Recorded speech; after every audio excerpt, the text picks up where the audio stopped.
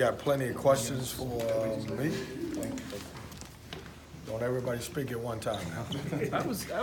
This is gonna come up, but the whole ice cream after road victories. When did that start? How can you walk us through that? That's a great question. You know, when I took over the Wilmington job, they hadn't won many games, and I think the previous year they had won a total of 9 games, and most of them they hadn't won many road games, and I had to find a way to kind of reward those guys, and obviously after we won some road games, and so we did it every road game in Wilmington for 3 years, and it's a tradition that we've carried on here. We did it in Italy because that's a road game, and I think we did it in Bahamas, but obviously this was our first true road game, and it was funny because we were riding around trying to figure out where we were going to get some ice cream from. Did you surprise them with that after the Arizona win? Like, did they know that was coming, or? They did. You know, after Arizona, they didn't know it. We talked about it after we had to win, and we said, you know, obviously, guys, here's a tradition that we have. If you win a road game, we get ice cream, and you know, everybody loves ice cream, so it was good. Yeah. Did they still, though? Did they look at you like you're crazy? No, like kids, we're grown? Man. Hey, okay. Our guys are kids, man. They love ice cream, gummy bears, and you know, whatever they can have that's candy or sweet. So they loved it. Where'd you guys end up going last night? I heard it was a late night. Well, I'm not going to tell my secret because, but we stopped. I will say we stopped at a convenience store. I won't kind of tell you which one because it will be like we were promoting that store, but it was one of them that stays open late. So we went in and we grabbed a bunch of different type of ice creams and you know, a little bit of stuff, and everybody enjoyed it. It was good. How many stops you had to make before you actually found the store? Man, that's a great question. It felt like we were driving around for about an hour. I think we went to you know, we looked at a McDonald's with soft serve ice cream, and they were closed, and we rode by a Burger King, and I told my director of basketball operation to jump out and try to see if that was open. That was closed, and then we rode up on the convenience store. For it to be an ice cream game, though, a lot had to go into it. What are the ingredients?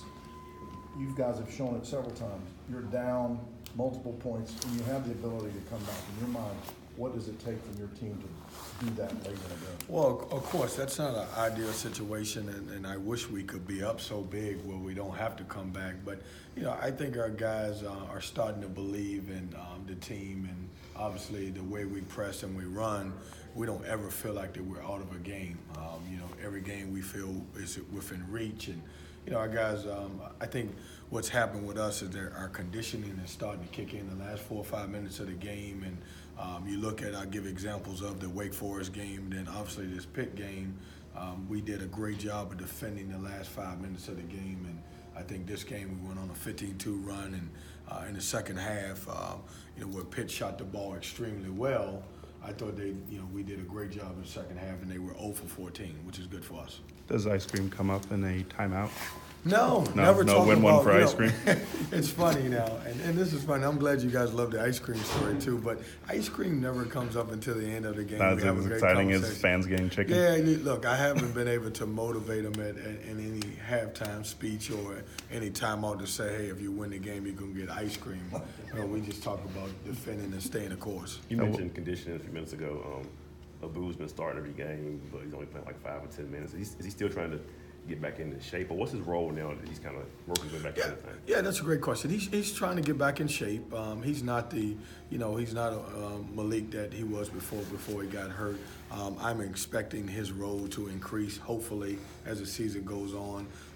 He's had some situation where he's got into foul trouble where he didn't have the opportunity to play. And then what's happening is, you know, we're getting combinations on the floor that are starting to play well at the time. And you take the Wake Forest game, it was one group that I felt good with, and we went with the last 5 minutes of the game. So a lot of it has to do with who's playing well at the time.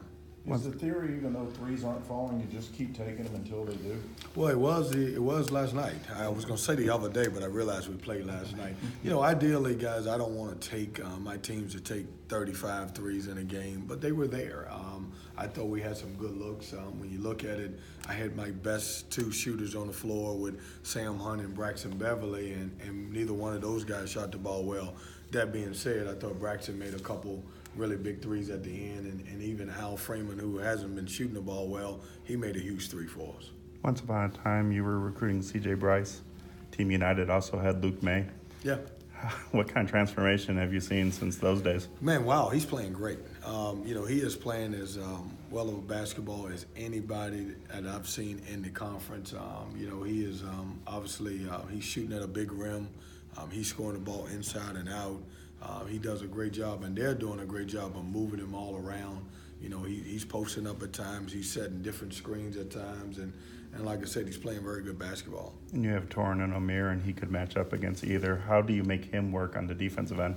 Well, we've got Torrin and Amir are such different players.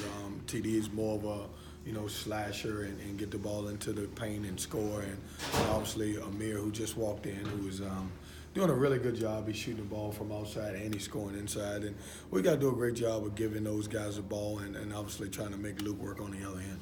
You step into conference play, and sometimes players almost regress. Amir has not done that. Is that a true sign that he has improved from a year ago? Yeah, I'm impressed with Amir. When you got a kid on your team that's getting better every game, it means something to you because you know that you're putting in a lot of hard work with him and give him credit. He's one of the guys. He's the first guy to the floor and the last guy to leave out to practice. I'm so excited for the young man because everything that he went through last year, he had so much high expectations and certainly didn't play as well as anybody wanted to, especially himself. And for him to be playing at a high level, I'm impressed with him. And you're right, a lot of times guys scoring go down when they get to the ACC because you're more scouted, you're playing against more better teams. But with him, he's been very steady for us. Kevin, obviously pressing is kind of your brand and what you guys do, but the team like Carolina that likes to play fast, how do you kind of weigh, staying with your identity and maybe speeding them up is allowing them to get too much in their game, so you pull Yeah, I think when you get into ACC play, you got to play to your strengths. And, obviously, we're going to play our game and we're going to play our system, and that's what's important to us. And obviously, we won't change. Obviously, we're going to, try to, anytime that we can press, we'll try to press, and we'll try to run, This is your first game in this particular rivalry. What does that mean to you at this point? Well, look, every game, and I know everybody talks about having the opportunity when you're playing against Duke and you're having the opportunity to play against UNC. For me, this is my first time going through the ACC. So every game is so important to me, and every game means so much. And not to diminish this game versus the other ones, but it's an important game because it's the next game on our schedule. Kevin, this isn't a typical Carolina team that's usually built with two guards, two forwards, and a center. These guys are shooting and making a lot of threes. What's the priority in sort of slowing them down? Well, give them credit because they've got young post guys, and you're right, they're traditionally playing with two post guys, and now they're using more of a four-guard front, as most people are. It makes them a little bit more dangerous because they can spread you out, they can make shots, and the younger guys are coming along as post guys, but right now, the strength of their team is from the guard play. Do you expect to see teams zone you a little bit more the way you guys do shoot the three? I think teams are, at this point in the season, they are who they are. I don't think you'll change now. When we go to the team that I expect to zone us a lot is when we go to Syracuse, we'll get zoned. That's what they do. But I don't think, at this point, teams will change their identity because what happens is every coach becomes very comfortable with what he's doing at this point. And even with us, in the past I've played a lot of zone, but right now I feel like the strength of this team and what we've been able to work on is more our man-to-man principles. Time for two more. You said at this point of the season, teams are who they are. What's the identity of this year's Wolfpack team? Well, we're a team that will compete and play hard to the end. Certainly we have some up and downs in our season, and the reason being because we got so many new pieces, and obviously we got a new coaching staff. But, when you think about NC State basketball right now, what you think about a program that plays hard, competes, and those guys give tremendous effort every night. Last one. The video came out the other day of you hitting some trick shots. Yeah. You do that every day after practice? And you listen, I was 100% on every shot.